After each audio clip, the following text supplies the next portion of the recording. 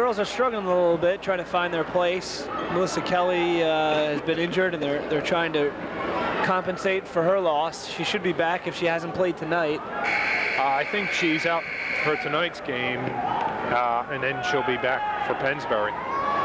She might even play in the tournament, since it is almost a week away.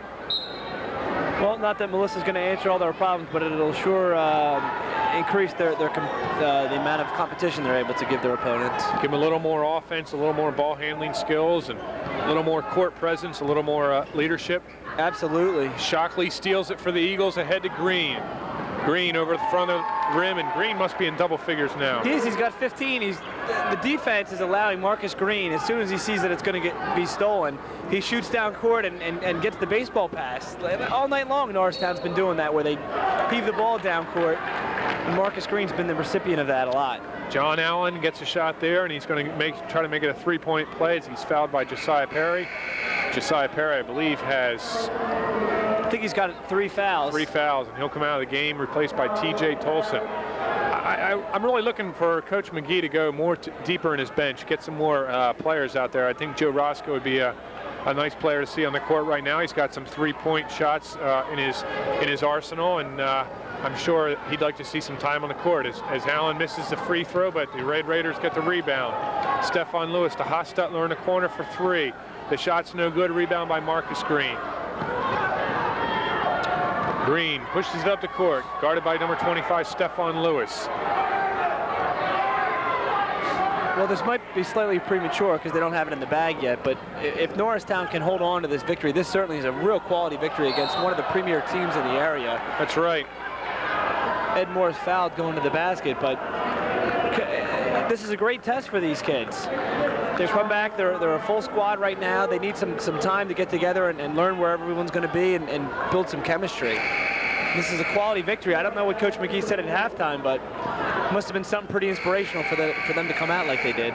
Fouls on John Allen. He has 4 fouls. I'm not sure about the official scoring, but I don't think John Allen has more than 10 points. I have him at 8 as Eddie Moore goes to the free throw line for the Eagles to shoot 2. Norristown's defense has been nothing short of dominant all night long. They've done a great job. They've shut down the Red Raiders. They've kept them. He has to stay. The substitution is coming in. It's Brad Weldon. He has to stay off the court because they gave the ball to Ed Moore. Ed's got a second shot. He makes the first one, and he makes the second one. And Norristown now has a 63-38 lead as Weldon comes onto the court and replaces Ryan Shockley. Stanton with the ball, a little surprise there. Gets it over the timeline, gets it back to Stephon Lewis. Still man-to-man defense, pressure defense by the Eagles. Green on Lewis. Well, we've seen a whole lot of ball handling out of Stephon Lewis as Ricky Middleton heads to the bench. Ramsey Stanton with the basket there, guarded by Ed Moore. Almost another block for Ed. Great dribbling by Marcus Green, a little exhibition there. Stephon Lewis taking notes, hopefully. Green with a three-point attempt. It's no good. Rebound, Maurice Turner. Turner over to Lewis. Eagles get back on defense, and there's another opportunity for Ed Moore. It's no good. Stephon Lewis with a shot. It's no good. It's going to belong to Coatsville. I don't know. I almost thought Ed Moore might have got a piece of that one. Yeah, it looked like he might have got a little bit of that. The transition game is pretty smooth for Norristown. Once they lose the ball, they seem to get back quickly on defense, and they don't let the Raiders have anything too easy. Hostetler in the corner. Into Stanton. Stanton, oh, he drew the foul there. Nice play there by Ramsey Stanton, the senior from Coatsville. T.J. Tolson with a foul. The ball goes in the basket for Stanton, and that's 4 points, maybe 6 for Stanton. He's going to go to the line to get another one.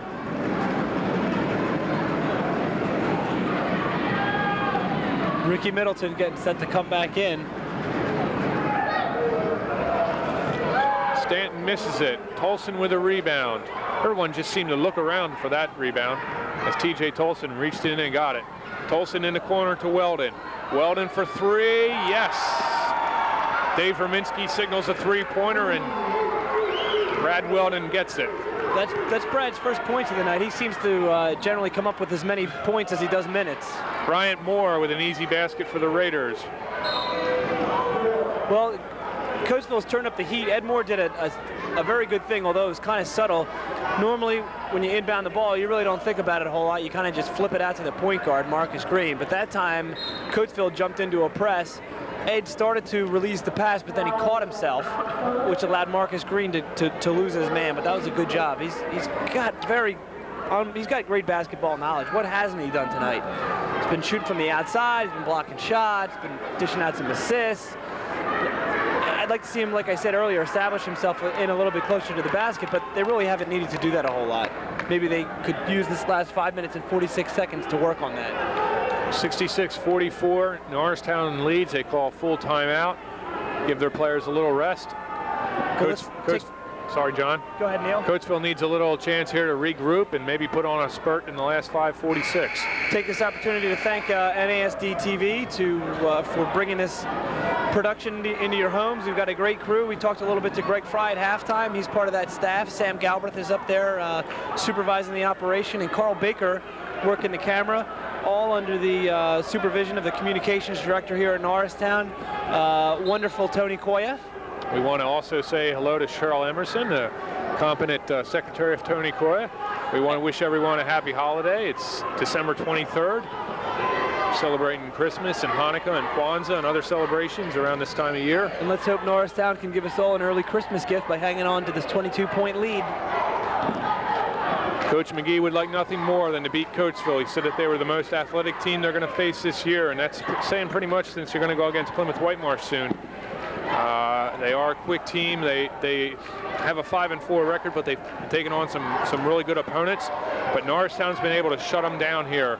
They've only scored 20 points here in the second half, as opposed to Norristown, who has 38 points.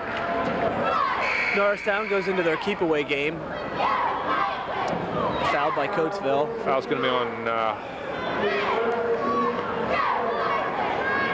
Not sure who the foul was on. I guess it was Stephon Lewis, because he goes to the bench. Marcus Green shooting for the Eagles. He's trying to add to his total. Right now, he's the leading scorer with 15 points. Check that, make it 16. Both teams in the bonus. Pretty balanced scoring so far. Maurice Allen has 10. Ed Moore's got 14. Wiggins has 10. Marcus Green remains at 16. Misses the second shot. And look at that, TJ Tolson is always right there for the ball. He always wants his hand on the ball, and he got in there, and it will belong to Norristown. Well, it's not to say that TJ Tolson isn't an accomplished offensive player, but some guys just seem to have a knack for the defensive side of the things. He certainly does. He does. He seems to be where the ball is. As Marcus Green sinks another one. Takes Ramsey Stanton all the way to the basket. Marcus is a great penetrator, and he can dish, but tonight he's letting everyone know that he can also score if he needs to.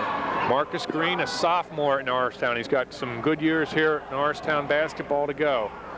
As he gets another steal there. And that's Salim Campbell, Mr. Excitement, and he puts in 2 points. Campbell's got 4 on the night.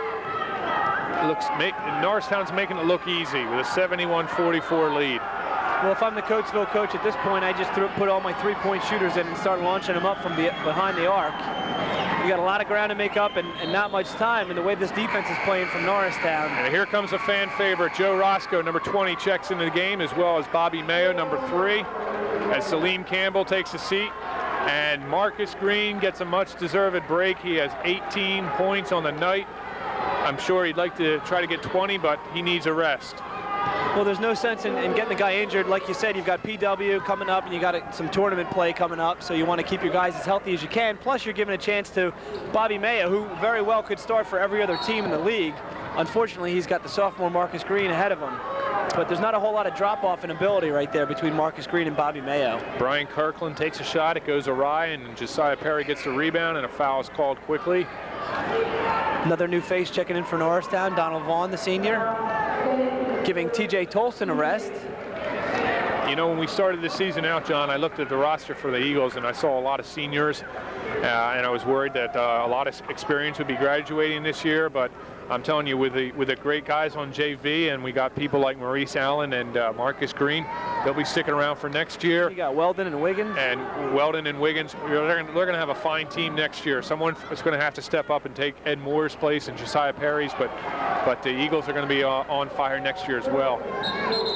Coatsville trying to open up the floodgates with a three-point shot. Bobby Mayo gets called for the turnover, so Coatsville will have a chance to cut into that lead right now. It stands at 24 points. Brian Ward sees his first action tonight for the Raiders. Ricky Middleton on the court for them as well. Maurice Turner back for them. There's Middleton at the top of the key. Over to Kirkland. Inside to Allen. Allen's been busy tonight, and he's got another 2 points. That was the guy they were most concerned about. He's having a decent night, but certainly not a dominating night. Vaughn back to Mayo. Mayo harassed by Middleton, and also 51, Brian Ward. Stripped by Middleton and inside to Brian Ward now. His shot is blocked by Perry. Here he is again. Nope, it's Maurice Turner now. Turner goes baseline, he scores. Maurice Turner with 4 points. Mayo ahead to Vaughn. He's got Roscoe in the corner. Ooh, that looked like a clean block to me. But Turner's going to be called on the foul. Well, this unit in for Norristown right now. A little bit cold coming off the bench. There's just under 3 minutes left to go in the game. Norristown holds a decided 20-point advantage. It's an opportunity for them to kind of feel their way around a little bit. Coatsville still has a lot of their starters on the floor, and these guys are already warmed up for Coatsville. So Norristown's Donald Vaughn and Joe Roscoe, Bobby Mayo, they're doing some things a little bit out of sync from the starting crew, but this is some valuable experience for them right now. That's right. Vaughn misses the first shot. He's got another one. 2:59 left in this ball game. 20-point lead for Norristown. Vaughn's second shot doesn't go in. Rebound the Raiders. Middleton pushes it up. Over to Allen. Allen looks for himself, and basket's no good. He gets his own rebound, and he's going to be fouled by Josiah Perry. And I guess that's Josiah's fourth foul. Well, I don't know if Coach McGee's even going to bother putting a sub in at this point with 2:48 left to go. No harm done, and the Coatsville coach gets a brand spanking new 5 to come out. Coach McGee does decide to put Ed Moore up. Ed Moore looked like he was coming in, and Coach McGee waved him back off, probably very wisely. At this point, with under 3 minutes, the game certainly is not in question, and you want to keep Ed Moore fresh and injury-free. Wholesale substitutions here for the Red Raiders. Allen goes to the free throw line, makes his first one.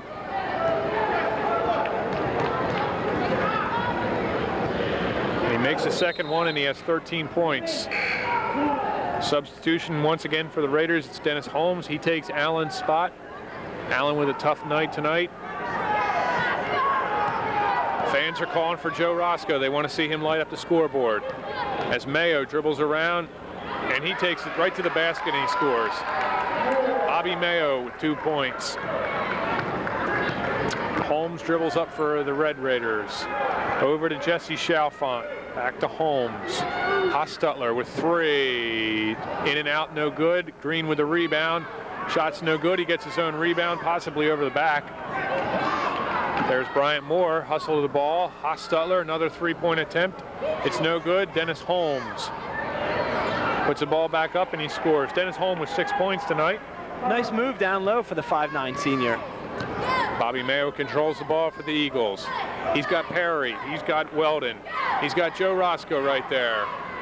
And he's got Donald Vaughn. And there's Weldon way outside. NBA three-pointer. No good. Hostutler with the rebound. Over to Dennis Holmes. Holmes threads the defense. Passes off to Bryant Moore, and Bryant gets a 6-point. Coatsville cuts the deficit to 16 with 1:40. Coach McGee's got his last 2 subs on the floor in front of the scoring table set to check in. He's going to call timeout to get them into the game. That'll be Lee Fowler, number 53, and Milan Dean, number 33. Check that, Fowler's 54. Milan Dean led was one of the leading scorers in the JV game. He had 10 points. Danny Evans had 12, although they lost 55-53. It was a close game the whole game. Coatsville pulled it out right at the end. They had a 5-point lead, and then a 3-pointer right at the end made it look better on paper.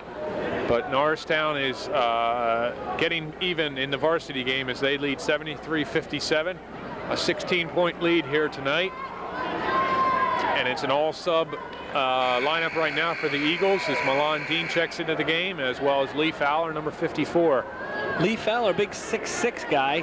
He's a junior. He'll be back next year, so hopefully he'll get some seasoning this year and possibly step into the Ed Moore role a little bit. Although he'd be impossible to replace. And I think Milan Dean will step up to that varsity level next year. He's a real talent on that JV squad. He's got a real presence on the court. Ball handling exhibition by Bobby Mayo. Kicks it out to Joe Roscoe. Roscoe. Crowd goes crazy. Neil called it. Nice job with the steal right there. He got a hand to the face, though, Milan Dean, and he is beneath Norristown's backboard, holding his eye, maybe. Referee's going to call timeout. Yep. Make sure he's okay. Milan Dean does not want to come off the court, though. Nope, he wants to stay out there. Joe Roscoe lights up the crowd there with a 3-pointer coming off the bench. I said he had a lot in his arsenal, and he always does. And I'm sure they could go to him again. There it is again. Joe Roscoe. Oh, that was in and out. Lee Fowler with a rebound. I'll tell you what, Joe Roscoe certainly has one of the more interesting deliveries I've ever seen. That is not your textbook jump shot that he fires from 3-point range. It almost looks like the old Bob Cousy two-handed push. Yep, two-hand set shot by Bob Cousy. I think I saw Joe Roscoe in the movie Hoosiers. I think he might have got some lessons from Pistol Pete Maravich too. As Lee Fowler goes to the free throw line, bringing out some old names there. And Fowler gets in the box score with his first point. 77-57, 1 minute, 3 seconds left in the game.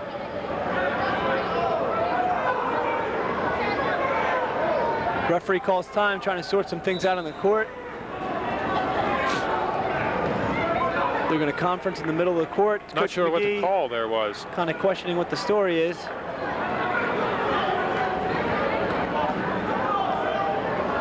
They're going to go talk it over with Coach McGee. Looks like Coatsville's going to get possession of the ball. 103, not that it matters that much. I'm not sure what the call there was. I couldn't hear it over the noise in the gym. Nice crowd here on hand for this game.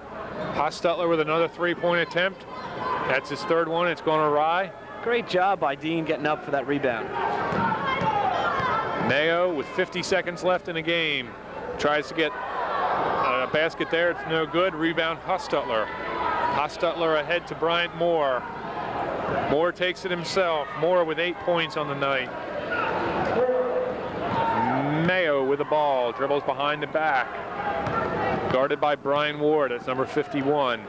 30 seconds remain in the game. I guess they're going to go for one shot here, looking for Roscoe in the corner. Roscoe's got his hands on the ball, guarded by Jesse Chalfont. The crowd once more. Roscoe. Ooh. Donald Vaughn had his man pinned, and Roscoe thought he wanted to get the ball in there, but they couldn't quite connect. And again, that's just a little bit of lack of playing time right now. Roscoe does a good job intercepting that pass. Roscoe over to Bobby Mayo. Ball will stay Norristown, and the stands are emptying out. They've seen it all they need to see as Norristown shows Coatsville how to play basketball here. 77-59, 6 seconds down. Chalfont over to Moore. Moore baseline into Brian Ward. Brian Ward gets 2 points. That's his first 2, and that's the ball game.